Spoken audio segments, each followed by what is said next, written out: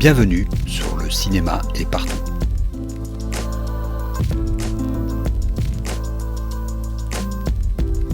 Un podcast sur l'industrie du cinéma et ses évolutions.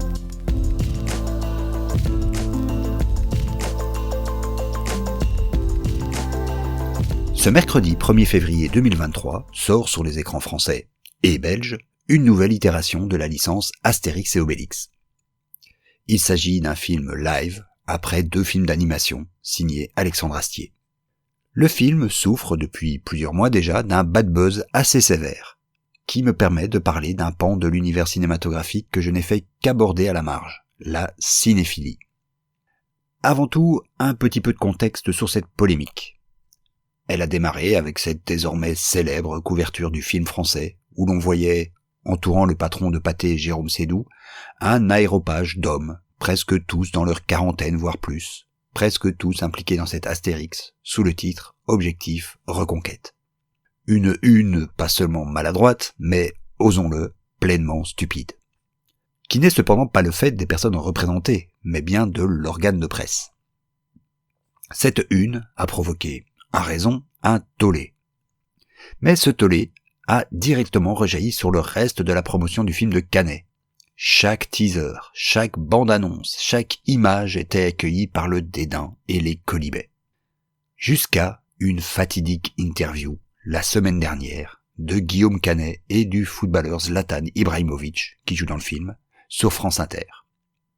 Au cours de cette interview, Canet a eu cette phrase malheureuse. « Si les gens ne vont pas voir un film comme celui-là, plus aucun investisseur ne mettra son argent dans le cinéma. » Cette petite phrase a soulevé une vague d'indignation dans le petit milieu cinéphile. Quelle arrogance! Une injonction à aller voir son film si on veut sauver le cinéma? Et puis quoi encore? Canet croit-il à lui seul qu'il va sauver le cinéma? Remettons d'abord, ici aussi, les choses à leur place. Quoi qu'on pense de Guillaume Canet, et je n'en pense moi-même pas grand-chose, avouons-le, voilà un homme qui a porté la responsabilité d'un chantier de 60 millions d'euros, qui vient à peine de terminer la post-production de son film, 1 mois plus tôt, et enchaîne immédiatement avec une énorme tournée de promo. Un homme qui a peur, comme il l'avoue en début d'interview. Un homme sans doute épuisé, qui se retrouve là, devant un dispositif d'interview de service, avec des questions au mieux inoffensives, au pire d'une platitude crasse. C'est dans cette deuxième catégorie qu'appartenait la question qui a conduit à la phrase incriminée. Il s'agit typiquement d'une phrase qu'on dit pour meubler une interview. Alors oui, l'assertion est idiote. Aucun film, quel que soit son budget, ne peut couler une industrie tout entière. Le précédent Astérix Live, par exemple, a coûté encore plus cher que cela, 65 millions d'euros, et a été un flop retentissant. Même le Valérian de Luc Besson, avec ses 200 millions de budget, n'a pas fait fuir les financiers. La raison est toujours la même. Le cinéma est une industrie du prototype. Si on possédait la recette infaillible du succès cinématographique, on ne s'encombrerait en fait même pas de financiers, qui viennent pour prendre leur part. De plus, les financements du cinéma sont pour ainsi dire sécurisés, avec les obligations de financement et autres systèmes de remise d'impôts. Ce n'est évidemment pas là que je veux en venir dans cette chronique. Ce qui m'intéresse plutôt, c'est cette sorte de sclérose qui saisit la cinéphilie depuis plusieurs années. Il faut évidemment s'entendre sur le mot cinéphilie.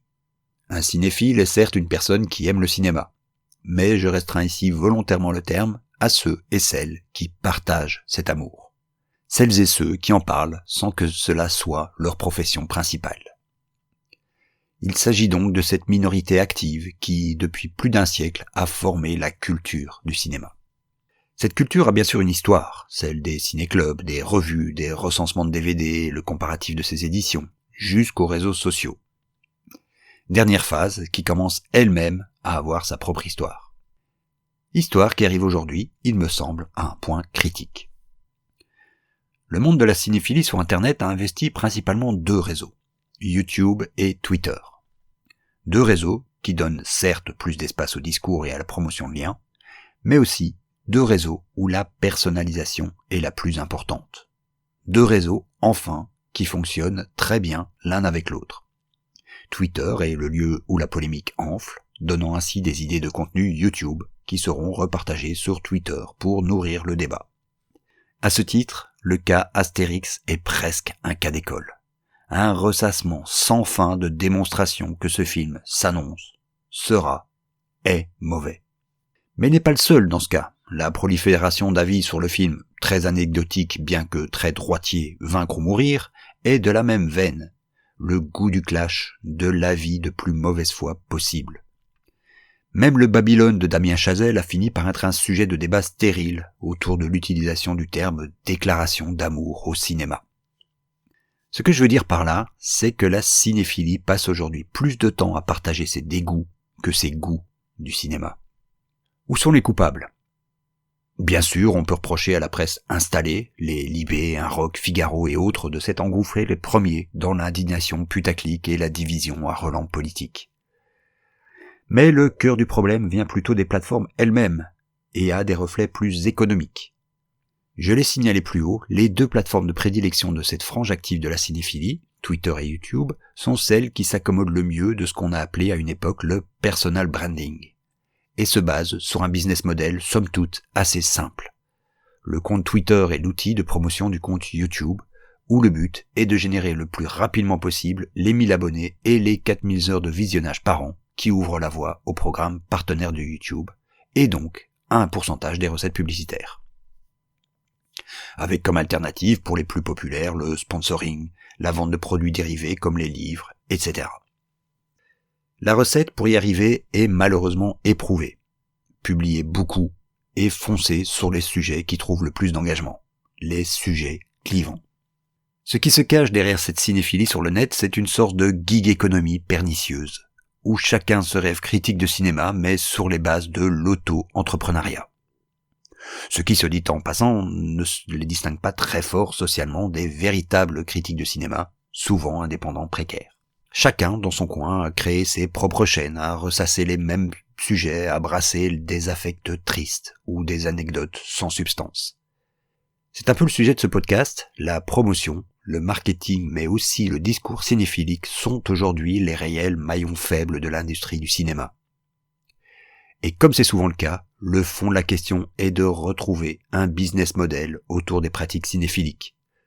Une chose est sûre, ce nouveau business model ne se trouve pas du côté de l'auto-entreprise, qui est une arnaque qui ne sert que quelques chanceux et laisse sur le carreau tous les autres.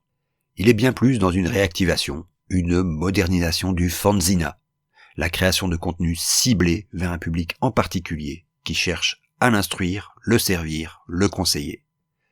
Cela demande un peu plus de travail que de poster des vidéos polémiques. Il faut une ligne éditoriale, une vraie équipe, des débats, réapprendre à travailler en commun, penser à de réelles sources de revenus, autres qu'à la seule publicité, s'entend.